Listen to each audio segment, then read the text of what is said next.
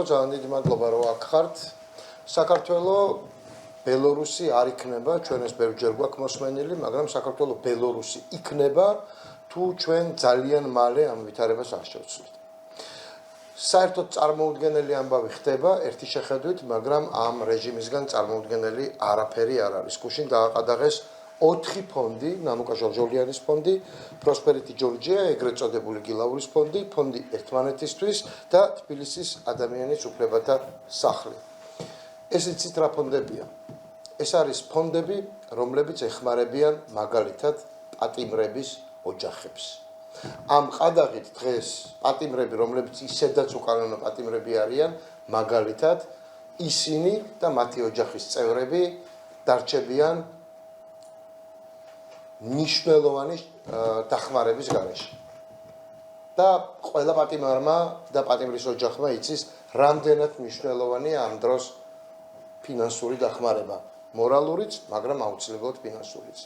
ეს იცით რა ფონდებია, განსაკუთრებით ნანუკას ფონდი, რომელმაც ამ ქვეყანაში მართა გურიის ფორს-მაჟორი, ეგრეთ წოდებული გურიის უმნიშვნელოვანესი პრობლემა. გააკეთა ის, რაც უნდა გაეკეთებია სახელმწიფოს. ეს ის ფონდებია, რომელიც უკანონოდ დაჯარიმებულ ადამიანებს უხდის ჯარიმებს.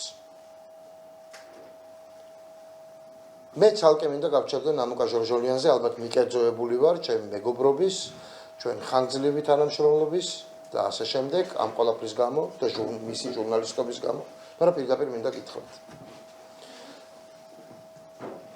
მეგობრებო, ჩვენ ველოდებით ყველაფერს ამ ქვეყანაში ყველასგან და ბუნებრივია რომ ფონდების დაყადაღება ეს არ არის არც პირველი, არც უკანასკნელი ამბავი, რასაც ქართული ოცნება აკეთებს. ამის შემდეგ საბოტაჟის საქმეზე ცხადია, რომ პოლიტიკოსები და არასამთავრობო ორგანიზაციები იქნებიან დადანაშაულებულები, მაგრამ ძალიან არასწორი ადრესატია ნანუკა ჟორჟოლიანი.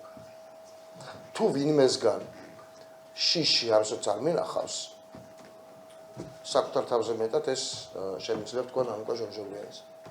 ზოგჯერ ისე უსაზღვროთ არის ხოლმე ამგვარად, რომ ვეუბნებ ხოლმე, რომ ფრთხილად დამშვიდდი. ნანუკა ჟორჟოლიანზე გაჩერება ამ რეჟიმს გადაწყვეტილი თუ აქვს, მე მინდა ვთხოვო ყველას, ვინც მთელი ჩემი ჟურნალისტური თუ მედია მენეჯერობის პერიოდში, რუსთავიორში, თავარ არხზე, ეხლა უკვე ტელეპირველზე, მაგრამ ყოველგვარი ტელევიზიის მიღმაც ამ გოგოს გადაურჩენია პირდაპირი მნიშვნელობით სიკვდილს გამოსტაცა. ეგრე არ არის რომ გამოაცხადა რომ ადამიანი ცუდად არის და თუ შეიძლება დავეხმარო და ფული შევაგროვო და არა. ჩემთვის თუ ვინმეს უთხოვია რომ დამეხმარე, იცით რა ფორმით უთხოვია? თხოვე ნანუკას რომ გამოაცხადოს.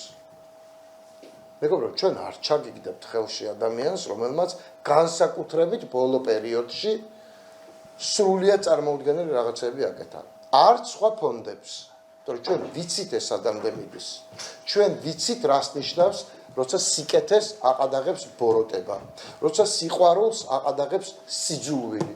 ჩვენ ვიცით რას ნიშნავს ქართული ოცნება, როცა ევროპას აყადაღებს საბჭოთა კავშირი. ჩვენ ეს ვიცით და ამის შესაძლებლობას არ მოგცემთ. ჩვენ გულწრფელად გეტყვით, გონია რომ სისხლის სამართლის საქმე და ბრალი იქნება წარდგენილი, მე არ ვიცი პატიმრობაზე გაიწევიან თუ არა, მაგრამ კვლავ მიმართავ ყველას. მე აქ არ გამოვდივარ მხოლოდ როგორც პოლიტიკოსი, მე გამოვდივარ როგორც ნანუკას ჩემი ყოველ შემთხვევაში პრეტენზიით ახლო მეგობარი და ადამიანი, რომელსაც ის და მისი ოჯახი ძალიან უყვარს. ჩვენ არ მოგცემთ ამის შესაძლებლობას. თქვენ უკვე გადახვედით არა პოლიტიკურ ფიგურებზე, არამედ პოლიტიკური მოტივაციით საზოგადოებისთვის ძალიან მნიშვნელოვანი ადამიანების განეიტრალებაზე. გამორჩეული ჟურნალისტების, გამორჩეული ქალების, მათ შორის და ესეთია ნანუკა და გამორჩეული მოქალაქეების. ჩემთვის მნიშვნელოვანია, ჩემთვის გამორჩეული მეგობრის. კვლავ ჩვენ ასე თუ გაგრძელდა, ვერ გადავიხდით მოქალაქეების ჯარიმებს, ჩვენ რა ფონდები, რომლებიც ამას აკეთებდნენ, ვერ დავეხმარებით პატიმრებს და ჩემთვის როგორც ყოფილი პატიმრისთვის და ნუ ვარაუდობ, რომ ამ საქმის გამოცხადების მერე ჩვენთვის როგორც მომავალი პატიმრებისთვის ეს არ არის უბრალო ამბავი და ჩვენ მაგალითად ღმერთმა დაგვიფაროს და ასეთი რამ რომ მოხდეს, როგორც გურიაში მოხდა. უბრალოდ კოორდინირების მექანიზმები აღარ გვექნება. რას ედავებით ნანუკა ჟორჟოლიანს, რას ედავებით კილაურის ფონდს, რას ედავებით სხვებს სიკეთეს? ამ ხალხს ფული, ამ ფონდებს ფული ქონდა უბრალო ხალხისგან. ბიძინა ივანიშვილის ქველმოქმედება იყო მოპარული გადასახადების ხარჯზე. და დღეს კიდევ უფრო მეტ სიპარავს და ინაზღაურებს ყველაფერს, რაც ოდესმე დაუხარჯავს. და იყო თან პოლიტიკური მოტივით, და ამ ხალხს არაფერი არ უნდა გარდა იმისა, რომ დაეხმაროს საქართველოს მოქალაქეებს, რომლებიც მიტოვებული არიან და დაჩაგრულები არიან სახელმწიფოს მიერ.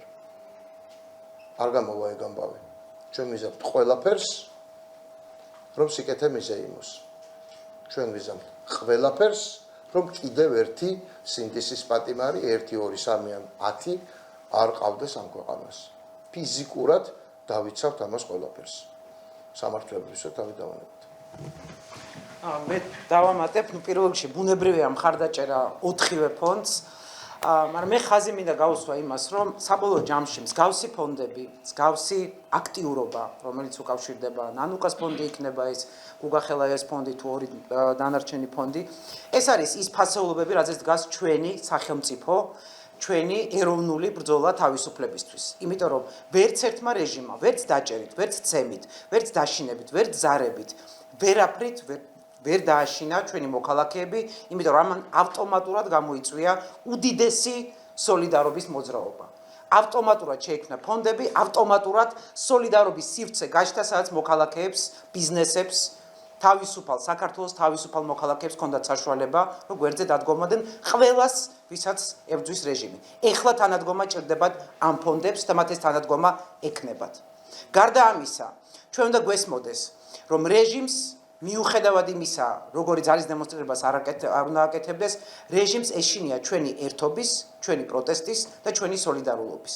ამიტომ გარანტიას გაძლევთ, რომ სოლიდარულობის და თანადგომის ფორმები იქნება მოძებნილი, როგორც ამ ფონდების მიმართ, ნანუკას მიმართ, ასევე ყველა იმ პროტესტის მონაწილის მიმართ, რომელიც 111 დღეა უკვე იბრძვის საქართველოს ევროპული მომავლისთვის.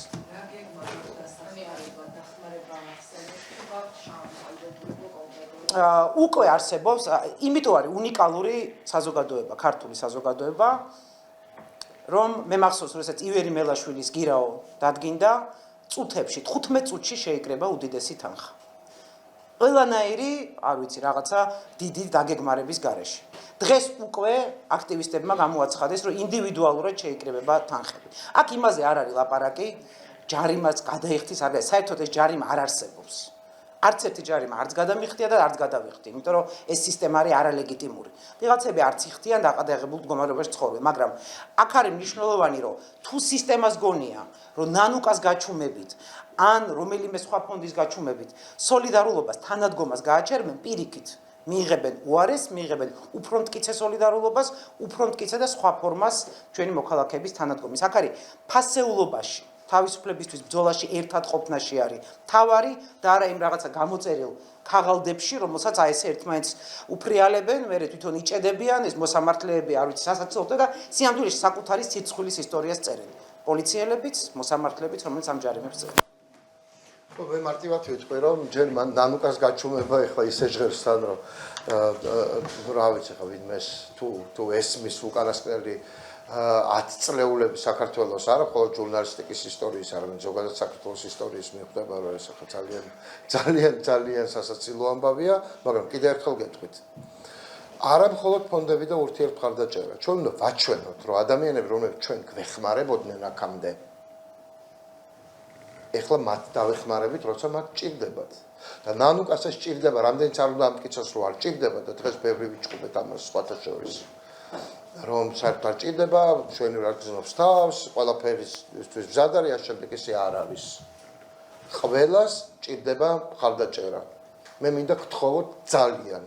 ამ ფონდებიდან პერსონალიზირებული ყველაზე მეტად არის ნანუკა. ვისაც ის დახმარებიათ. ეხლა მას ჭირდება დახმარება. ის შეიძლება გახდეს უკანონო პატიმარი.